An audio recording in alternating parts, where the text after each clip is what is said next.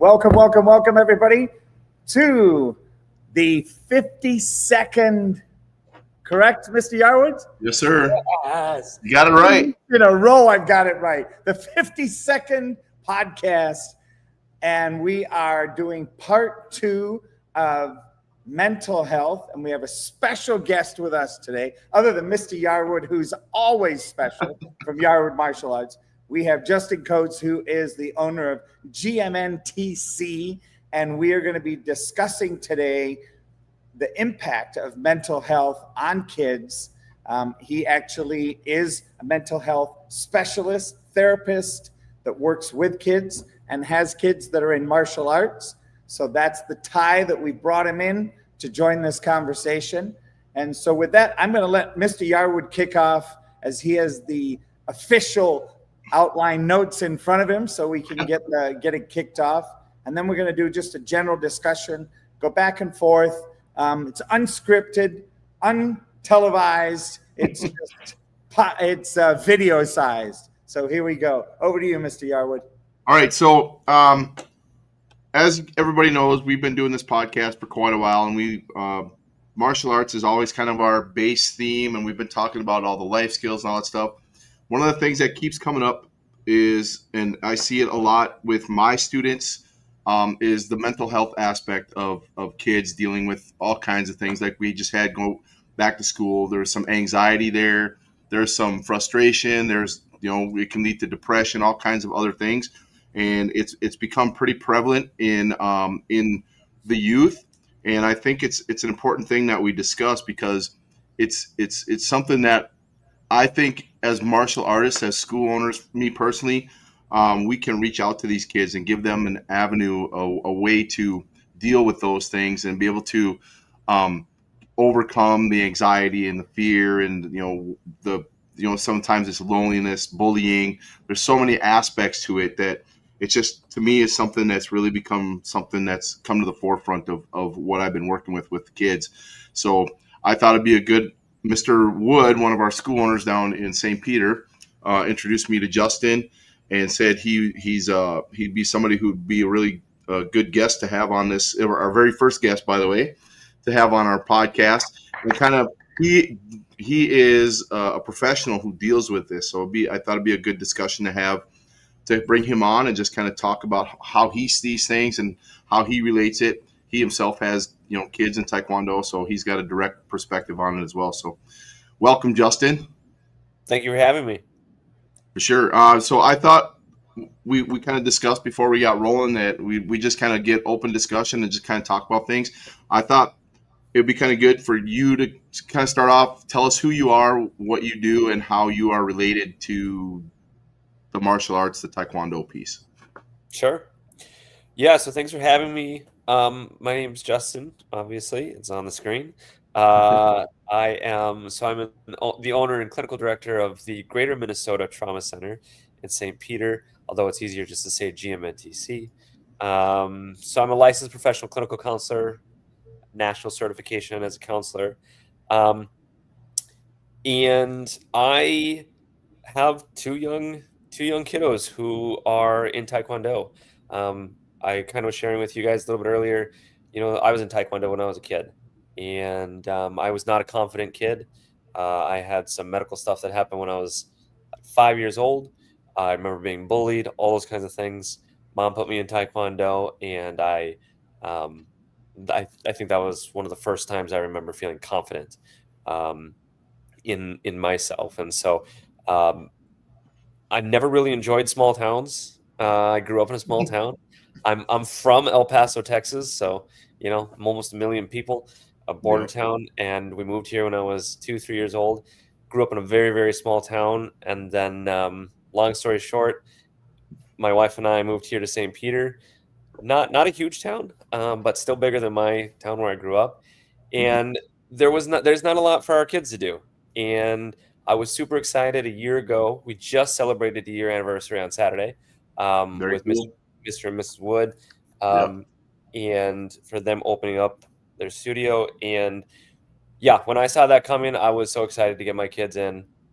I initially thought my son would love it, and my daughter would hate it, and it's they both love it. And I've seen them grow so much. So um, I I'm literally a block down from Mr. Wood from my business, and so I've been Are you talking.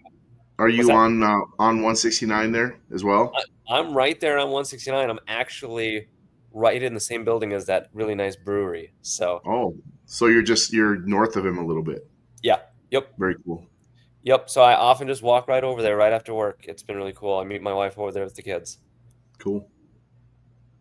So, um, with the onset of the mental health issues that we've been having, what kind of things are you seeing um, in terms of what kids are dealing with and how they're adjusting to maybe new school and that kind of stuff, maybe trying to make new friends, the bullying, all that kind of stuff. What kind of things are you seeing from your perspective? Well, I'm not even that old, right? But I'm gonna feel old when I say this. And so, what I had to deal with when I was younger, I mean, I graduated in 2009, so I'm fairly young.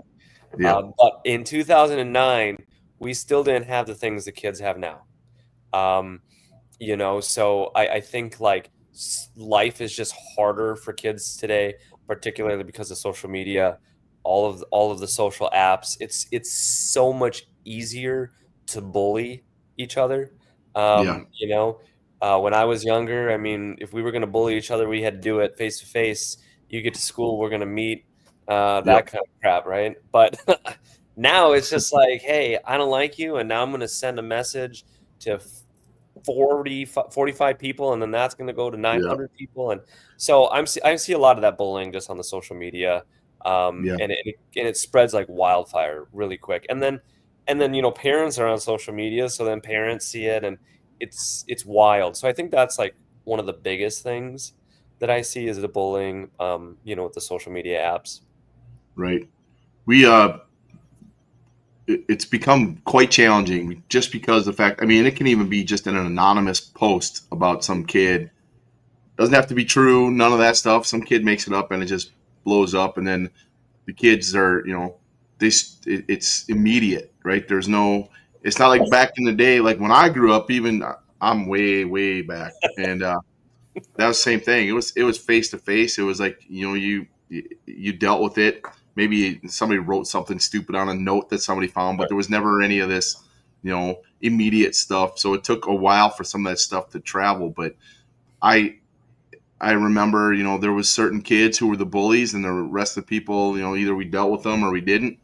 Now it's like any kid can be a bully at any time immediately, right? And it just turns into this huge, huge thing. And that once it starts, it's hard, and Yep. then it just turns into more and more and more. And then the kids get affected, directly. There you can see their schoolwork suffers, their social life suffers, their desire to want to do anything suffers. They become isolated, and when that happens, I mean, that can lead to really bad things, right? There's uh, some stats out there that of the suicide rate stats of kids in that age group are staggering, and they're Yep. going up, and it's because of the fact that it's just some kid can say something and walk away and never even see the kid again, may not even know the kid for that fact, right? And it Right. causes all kinds of turmoil for them.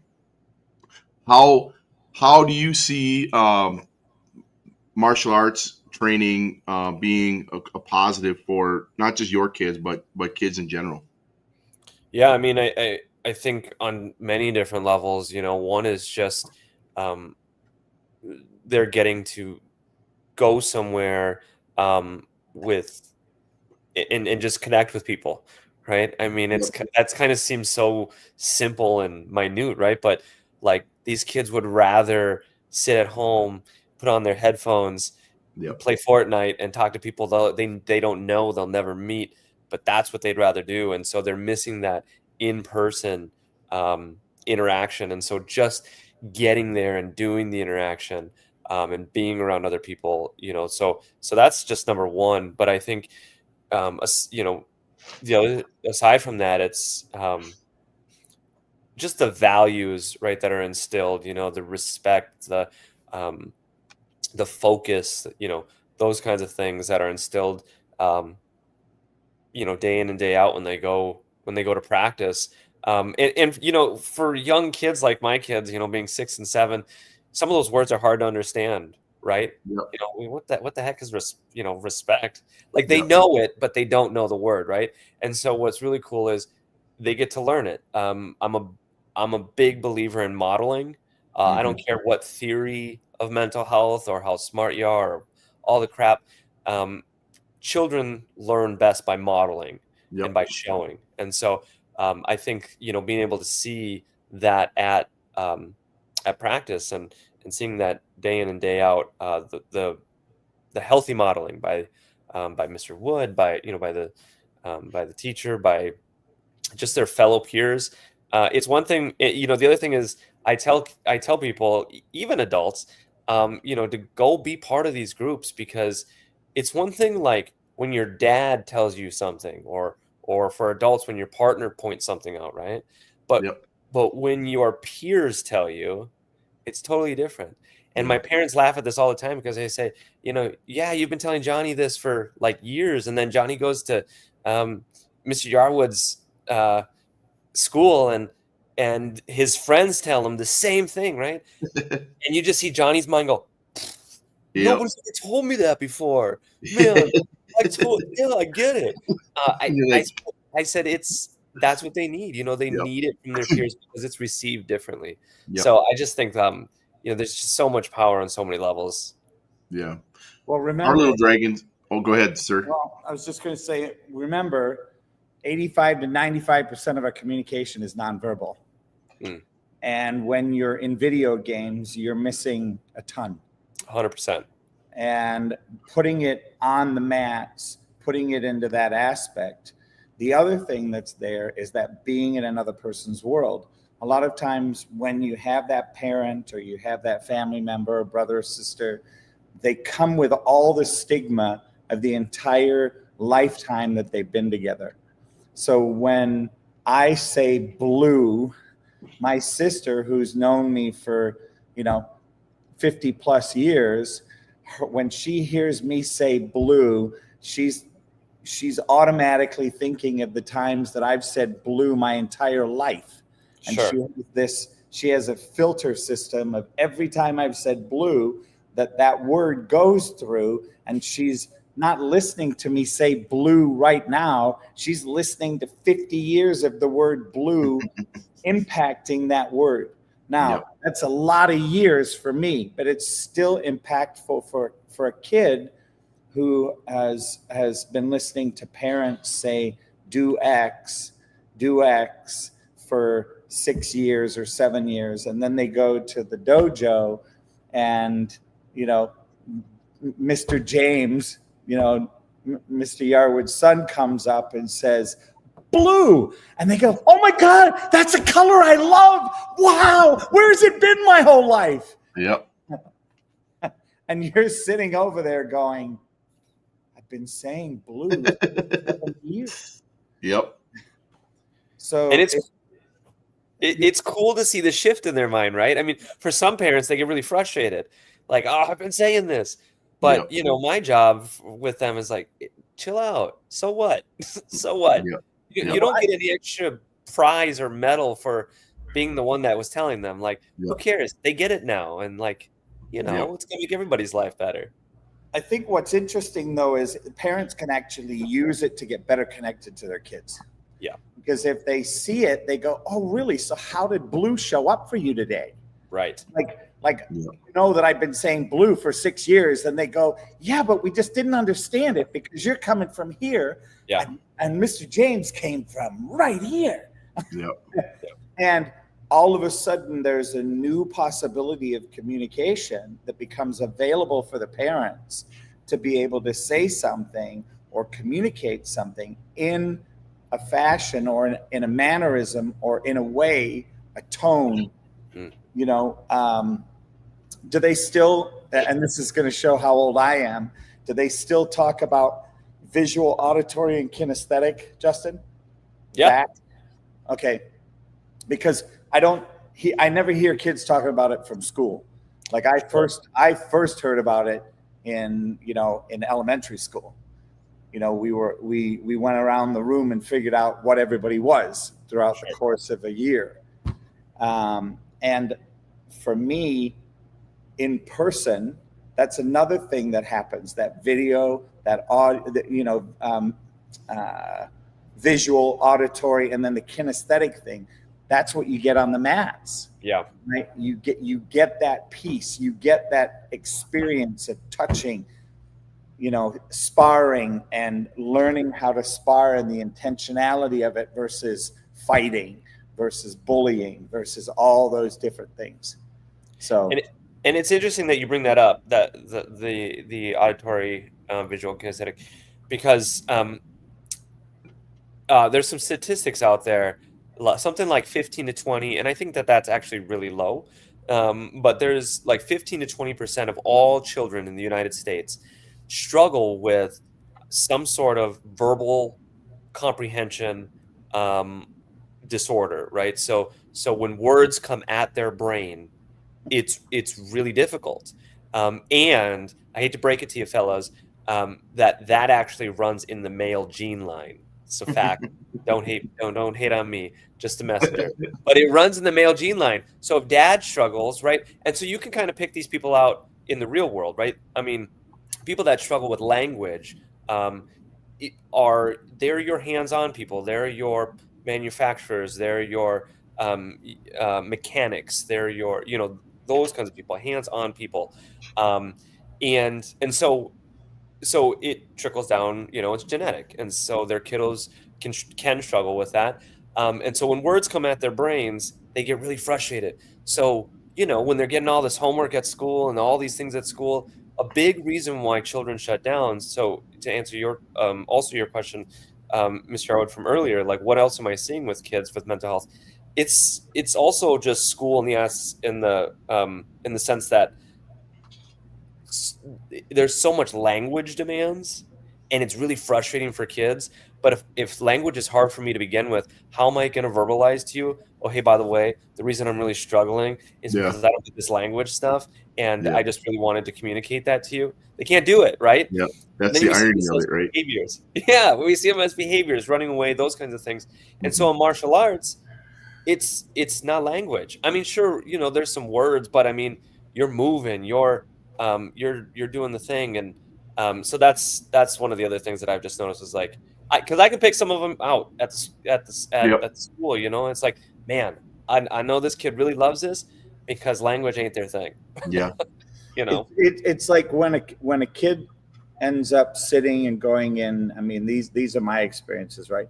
Working hands-on with dad in the garage, and dad is working on a motor of a car. Right, and all of a sudden the kid is right there next to him, and something clicks, and they suddenly form, that bond of they both like to work on cars, right? And it's a way to get closer, and the opposite happens, right? When dad brings the kid out, and the kid has no interest, right? Wants to go and be in the kitchen cooking with mom. Yeah. And dad gets even more frustrated. So the gap between father and son grows, right? Because of the male ego. And yet then now the bond between mom and son gets even stronger because of that common ground. And I think that's one of the things Mr. Yarwood has seen, and we've talked about on the last few shows, about the parents that actually get on the mats with the kids. And the next thing you know, because they've been, as we know the parents have been practicing at home with the kids. How do we know that? Because the parents that are really involved come up and ask, how do you do that move? What's the right way to do that move? And even though they weren't in Taekwondo, they were learning how their kid did or didn't do that move, so that when they got home and their kid was practicing, they could help. Now the next level of that has been the parents, mothers, fathers, getting involved into Taekwondo. And Miss Sarah is probably the shining example, right? Because she's a teacher. She's brought all of that being a teacher with her. and she's now on the mats with her son, and she's doing really well, and she's on her way to being, becoming a black belt. Yep. Right? And and you can see the bond between her youngest son is it's like the bond between her husband and the oldest son. They're like this with soccer. Right? Yep. So now Sarah and Luke are like this with Taekwondo, and and dad and other son are like this with soccer, and you can see the joy and the love that's brought. Yeah. We it's this month in particular, but the last year or so, we've really seen a big surge in parents coming on the mats. Yep. It's been really cool to see. We matter of fact, just signed up another dad on Tuesday who's going to be starting with his son, who just moved from the Little Dragons program into the Big Kids program, the level 1. So dad's going to join now too. So it's just becoming part of our culture to have the parents join on the mats. Obviously, not all of them are going to do it, and that's fine. But we have a really good group of parents out there, and then they also start to build that bond too with each other. Because they're in the same situation. It's a challenge to get out on the mats. It takes a lot of courage as an adult to get out there and put yourself out, right? And I think it has such a huge effect and impact on their children to see that they're willing to do that and come out there with them. And I think that really has a big bonding effect, because now the kid, especially if the kid's been doing it already, and now the kid's like, he's a little bit further down the path, and he can go and help mom and dad learn something, or he can kind of give them a little grief a little bit because you're not doing it right. That's not how Mr. Yarwood taught us, right? So it kind of that role reversal where now the kid has a little bit of authority over mom and dad because they know a little bit more about Taekwondo. And I think that really kind of helps that bonding too, and that builds that confidence for the kid because they feel like, okay, it's something that we can do together, right? Mom and dad are struggling the way I struggled. That move is really hard for them, just like it was for me. And that becomes that another connection that wouldn't have existed if mom and dad were just kind of sitting and watching. So I think it's been a huge impact for our school. What about the, and I don't know what Mr. Wood does, Justin, so this is in no way, shape, or form anything against or for or against. It's just something that I happen to know about Mr. Yarwood's school. Is they have different colored stripes that they have to get between belts. Yep. And with those colored stripes, one of them is to go to do things like service projects or do things, to go to that next level.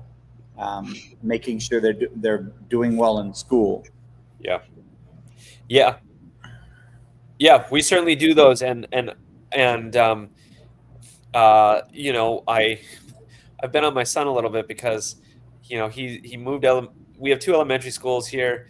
K through first is in one, second through fourth is in the other, and so this is sort of the first year he's been without his sister. He's in 2nd grade. My daughter's in 1st, so he's over in the big school, but he's sort of low man on the totem pole, right? And in 1st grade, he went. Teachers checked their stuff every morning. It's not like that in 2nd grade, and so he's got that red sheet. He's got to have his teacher fill it out, and we asked him. What is today? Wednesday. We asked him Monday when he came home. Hey, did you have him do it? Oh, I forgot. Okay, cool. Yesterday, hey, did you have him do it? No. My daughter comes home. I did. Cool. we go to class. My daughter gets her red stripe. And my son's back there like, oh, man, that sucks. Like, look, bro, I don't know what to tell you. Like, you got to, step up your game, son.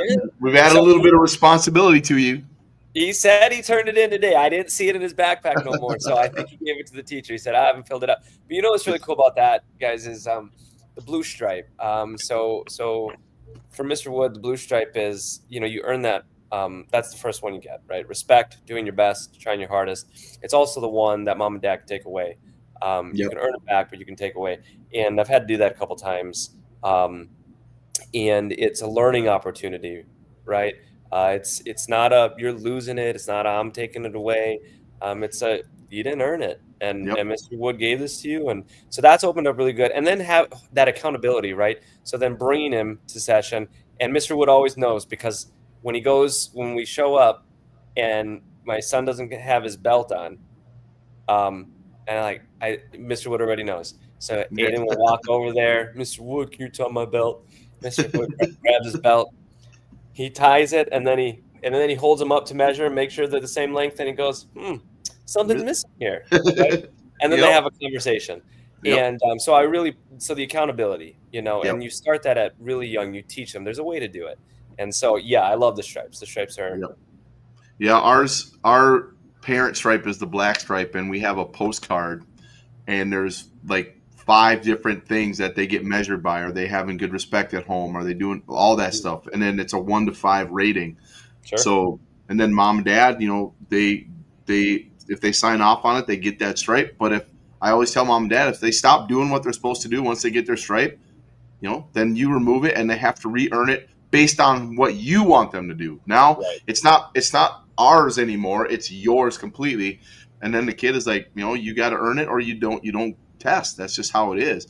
Right. And then what I like to do is I get that postcard, and I'll see like kid gets a 5, a 3. I'm like, oh, you got a 3 on discipline. What's going on there, right? So we get to have that little bit of a discussion.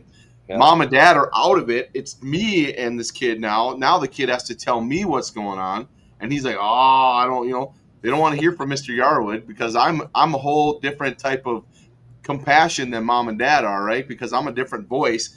My level of authority is different than theirs, and they don't like to hear that stuff from me because I have a lot of control over whether they get to test or not, right? And it's a different voice for them, and I think it's a reinforcement of what mom and dad are doing at home to bring that in, and that kid is like, oh, they're scared to give me that thing because they know that they're going to get a little bit of a discussion. Right. So it's really nice to have that team aspect to them, to know those kids know that they're being held accountable. And that's such a huge thing for them because then they realize, okay, people are watching me. I don't get to just be a goof off. I have things that I need to do in order to make sure that all these things get taken care of. And when they have that, having that structure and those parameters, I think really helps get them down the path the right way. They're not going to be veering off in different directions because they know where the edges are. Yep. I agree. And it's very interesting because one of the things that's there present for me is that thing called common sense. It's not taught anywhere. I don't. Oh, can you explain? I don't get it. And I believe that the common sense can be taught, and it's not easy. It is something where you have to have accountability. You have to have respect. You have to have integrity. You have to have discipline. You have to have all of the skills, quote unquote, that are part of the skills of Taekwondo. You have to have those as the foundation, as the boundary, as the as the guardrail, bringing up children, because as they bump in, they develop the social skills to know, hey, I can't say this. Yep. Because if I say this, I have to do burpees because it means this when I say it. Yep. And I've never been held accountable for saying that. My favorite one is I can't. Yep. You don't say I can't in the dojo. Anywhere. Yeah. That's one of our rules. That word is banned completely from their vocabulary because it's such a tiny word, but it's so powerful, right? It is. And anytime you hear a kid, we call it the C word, right? You can't get our kids to say that word because no, they got to do push-ups or whatever. They understand the meaning of it, right? That's how we teach it. Is like when you say that, you might as well say I quit. And they're like, I say, do you want to quit? And they're like, no. That's not a word we're allowed to say. So we change how they're thinking about things, right? How their mind is working through how they're talking about what they're doing and how they're thinking about themselves, right? That mental aspect of it is like, okay, We got them actually actively thinking about, okay, is this something that's good for me or not? And when they start to think that way, that's where the common sense starts to come into play, because now they understand, okay, this is something that's not good for me, so I probably shouldn't do it or shouldn't say it. And then it's at first it's active, right? They're thinking about it, and eventually it starts to become, it just happens. And that's where it's really powerful to talk to them that way. And I even think, just on, flipping it a little bit and changing it up a little bit, I think, as much as we talk about accountability for the students and the kids, man, there's a lot of accountability for the parents. Yep. Yep. I mean, it starts with the parents, right? I mean, kids don't know what they don't know. They don't have the years that we do. Yep. So that's where it starts. And They have photographic memories, though. yeah, They're like little computers. they seem to remember certain things, but not others. I know. Yep. I have not taken a class on how to figure that one out yet. I can give you an insight into that from years of coaching. It's very simple. Do what I say, and I'm going to do what I say too. Because if I don't, you ain't going to do it, and that's the answer. Exactly. And I love that piece of it too. And I think that goes, when talking about the mental health piece, we really like to focus on the kiddos so much. And, just put my kid in therapy, and, Johnny just has to go every week and just fix it. Fix whatever is going on with him. Yep. Right. But this is the same. These are the parents, that aren't coming. They drop them off. They don't show up, those kind of things. And that's not a judgment on any parent. Life is hard. Yep. Being a parent's hard. I mean, so Justin, you're being nice. I am being nice. I think you are, because I'll tell you, I'm not nice. And when I coach a family, and I look they say, oh, it's my son, this problem. I'm the one that goes, really? So your kid has a problem keeping his room clean. Your daughter doesn't, but your son does. Let's find out what's going on. Yep. Come to find out that the mom is a neat freak in the house, but in her 3-year-old Honda, when they go to the grocery store, they can't put groceries in the trunk because the trunk is filled with so much crap. And I looked at the mom and I said, you got to be kidding me. And she turned beet red. And I said, so I'm a straight shooter, and I told you I'd be a straight shooter as a coach. You asked me to come in and work with your son, and I told you it's going to have to be a family thing until I figure out what's missing. Yep. I'm telling you right now, if that trunk stays that way, your son's room is never going to have a chance. Yep. And he was 17 years old. And then he's going to a chiropractor. And I'm like, what are you going to a chiropractor for? Well, because I don't sleep well. I said, why don't you sleep well? Where do you sleep? Well, I sleep on the couch in the family room. Because my room's so dirty. Because I can't sleep on my bed. But I have a special bed that my parents bought me, and I have a special pillow. And I'm like, does anybody see that? I mean, I looked at the son and I said, do you see you're sleeping on a couch, which is for sitting? Yep. And you're wondering why your neck is bad. Yeah. You can apply that to phones and iPads too, right? The biggest thing I get is, my kid, I take away the iPad and they scream and holler and blah, blah, blah. It's like, let me ask you, let's back up a little bit. How did they get the iPad in the first place? Did they walk down to the T-Mobile store and pick it up themselves? Or did you hand it to them to babysit them? Yep. Right? Because it's not the kid's fault that they have that iPad. It's your fault. You gave it to them.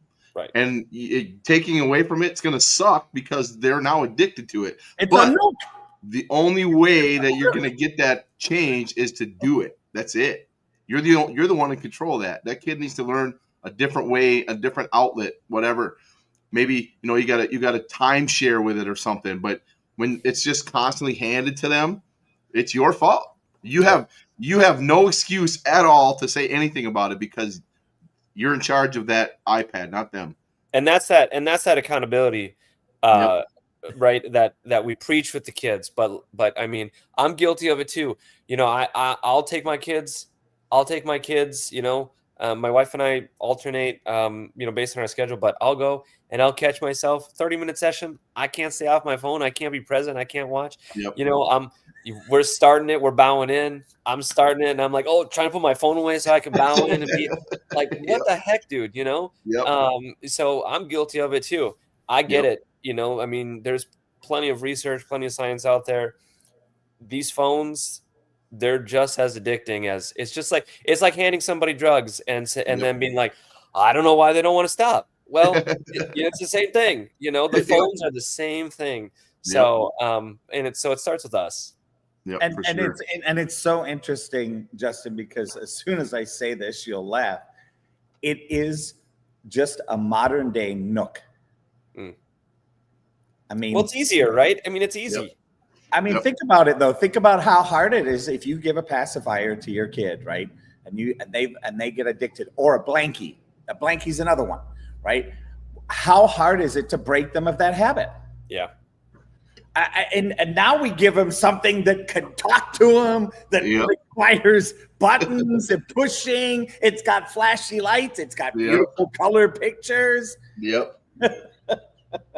My son and daughter would spend hours talking to Siri. Siri, show me eagles. Siri, show me eagles with really long claws. Siri, and I'm just like, oh my Lord, we gotta stop. Yep. Give me my phone. Well, it's the ultimate. Remember, kids run around going, and you know, they'll ask a question and you give them an answer and they'll go, why?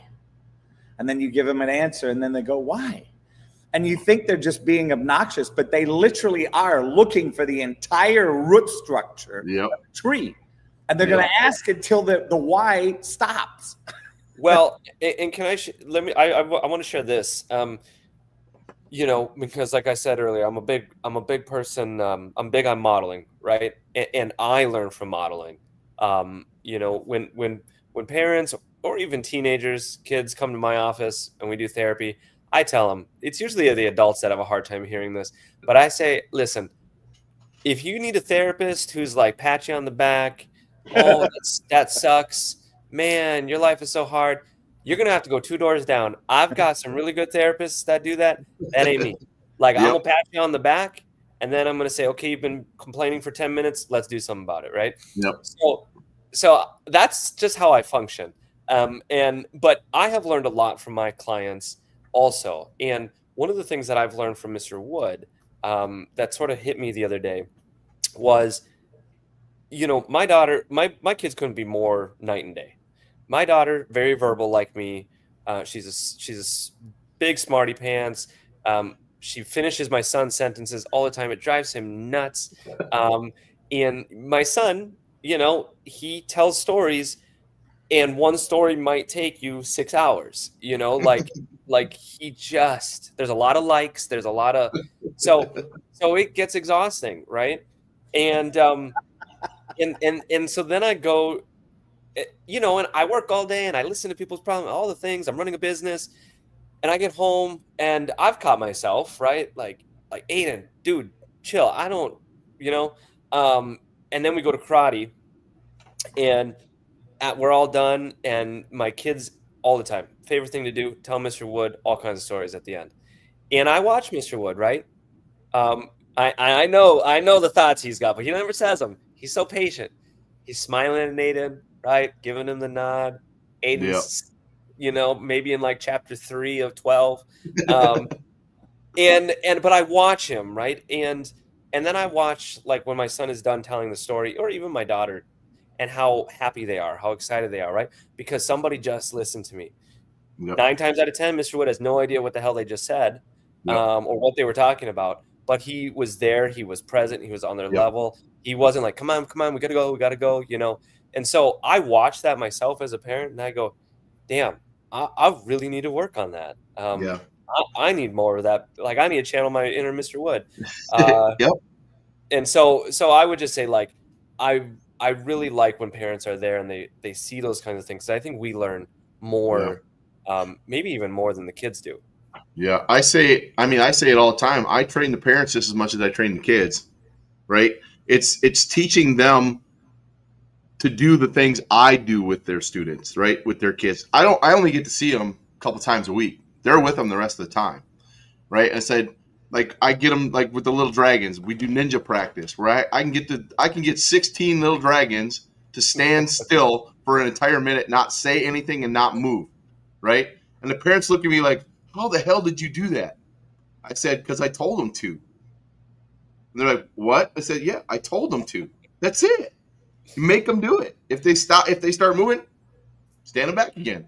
You don't allow them to control it. You control it, right? And they're like, that's like magic. I say, it's not magic. I just told them what to do, right? It's about connecting with them and having this is my expectation, and this is what you're going to follow, and that's just the way it is. Of course, you're going to have little things along the way, but if you allow that to just continue, that's when you lose the control, right? So just telling the parents, you're in control. You're the one that's in charge. That's your child. You tell them what you want. They don't get to dictate it. They may not like it, Right. but that's tough nuggets. That's how they learn. There's some disappointment along the way. There's understanding of, I don't always get to do the things I want to do. Sometimes I got to do what my sister wants to do. That's life. Yep. Right? So just having the parents understand that if you're consistent and you're in control and you're the authority figure, those kids are going to follow you because that's what they want. They're craving understanding the parameters of their life. And if they just go crazy all over the place, they're never going to understand how to control those emotions, how to deal with all that stuff. Because if you're always letting them just do whatever they want, they're not going to understand when they get older why they can't do stuff. Because at some point, somebody's going to crack the whip on them, and they're going to have to learn the hard way.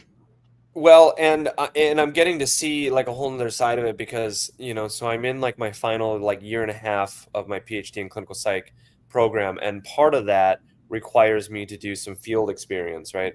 Outside of my business. I tried to do it, but the powers that be don't let me. What was that three-letter word beginning with T? What? What was that three-letter word beginning with? He doesn't like the word try. Try? Do or do not. I'm gonna use my traveling computer to show you something. Do or do not? Yes. Yeah.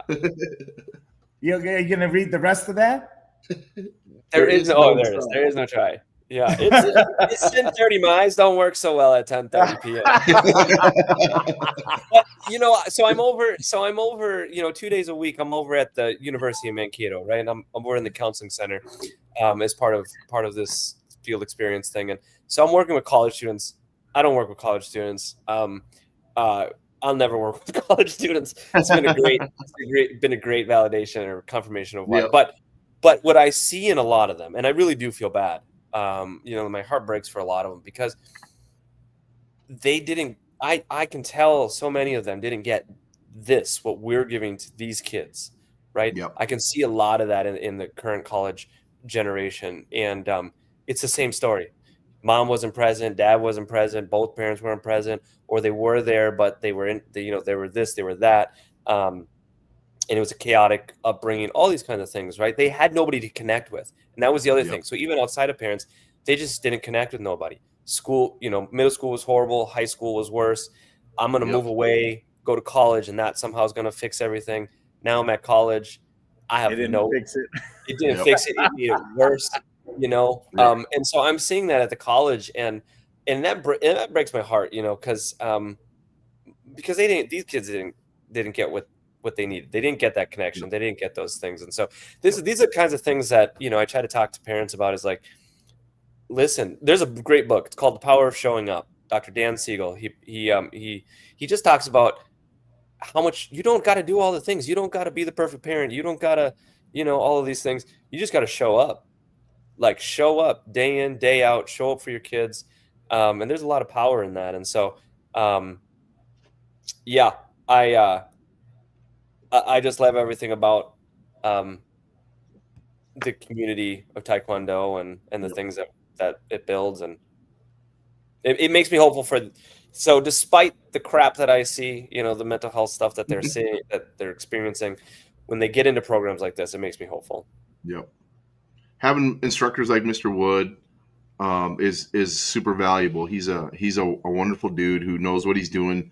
He's got that dialed in. I see it when I watch him too, and it's amazing to see, because that's so powerful to have somebody in that position, an instructor who has.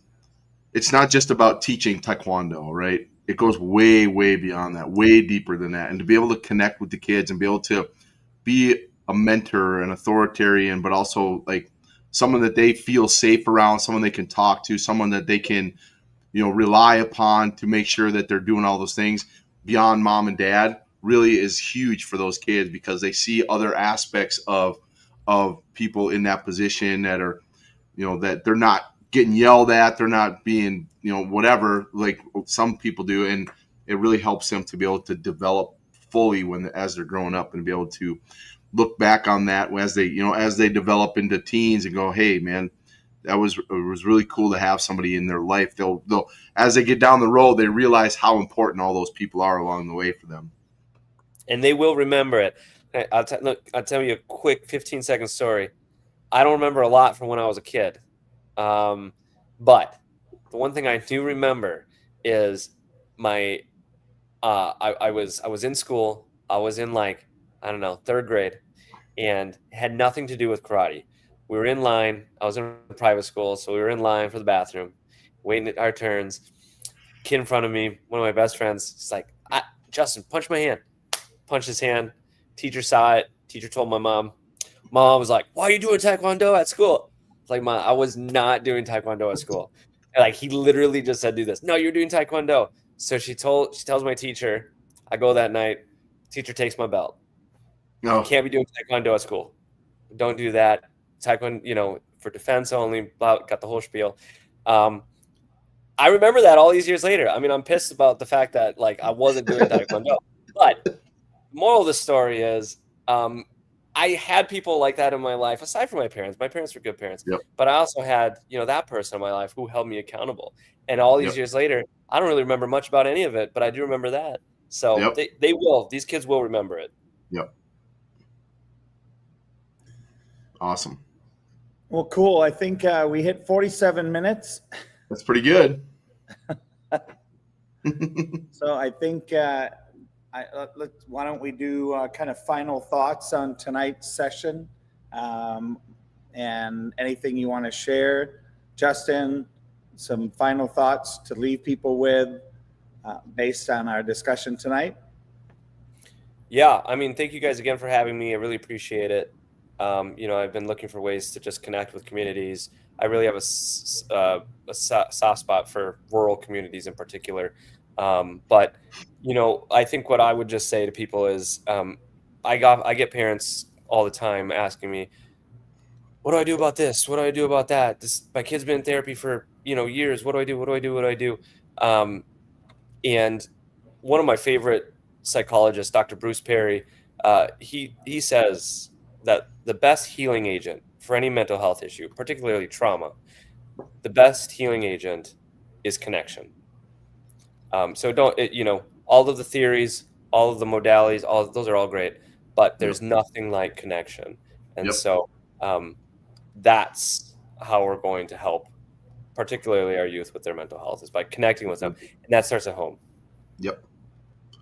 Yeah, and then I can extend that into the dojo itself. That's actually part of our instructor program. One of the biggest things we've been talking about is connection with your class as an instructor. But it goes beyond that. For me, when I'm there, I try and talk to everybody who's there, all the kids, everything. I talk to them about how school's going, how, all kinds of just general questions to start to understand them, individually. So when I talk to them, I have a talk about things that they like, that they enjoy, things that they're doing, and having that connection. They're excited to talk, right? And when you start to have that open communication with them and that connection, they start to feel more comfortable about things, and then you start to learn more about how they're doing. And when you know how they're doing, they can deal. It's a lot easier for them to deal with the bullying stuff because they have somebody that they can talk to. Say, hey, Mr. Yarwood, I've been bullied in school. This is happening. This is happening. They're going to open up, and then you can help them. And I think it really kind of sets the stage for them to be able to have more ability and confidence to handle those situations when they're out in the real world.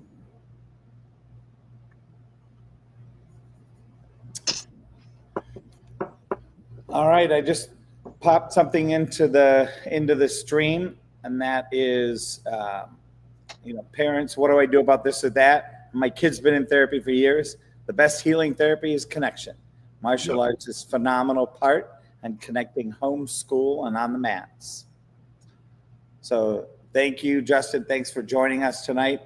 Hopefully you enjoyed it. And Mr. Yarwood, as always, it's been a pleasure. Yes, sir. This ends number 52. Yes, sir.